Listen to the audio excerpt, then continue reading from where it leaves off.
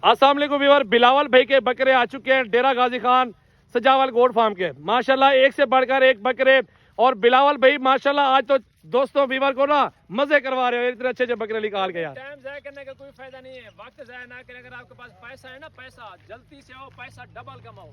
Single पैसा दो, double ले जाओ। ये ऐसी चीज है, आपका दिल खुश हो जाएगा।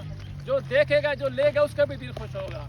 एक साल की मेहनत है, बकरे नहीं है, बछड़े हैं। बछड़े जो 5-5, 6-6 मन वेट वजन की है। सीने चेक करें माशाल्लाह, गोशो चेक करें माशाल्लाह। जनूबी पंजाब के हीरे खड़े आपके सामने, सफेद अंडे हीरे माशाल्लाह। गुलाबी माशाल्लाह कक्के बछड़े आपके सामने खड़े हैं। देखेंगे ये देखो मोहब्बत से पाला है हमने इसे। बिल्कुल माशाल्लाह लग रहा है। खिदमत देखें बछड़े की। हमारे मुर्शिद है माशाल्लाह, ये देखें चेक करें, जुल्फें चेक करें हमारे मुर्शिद की।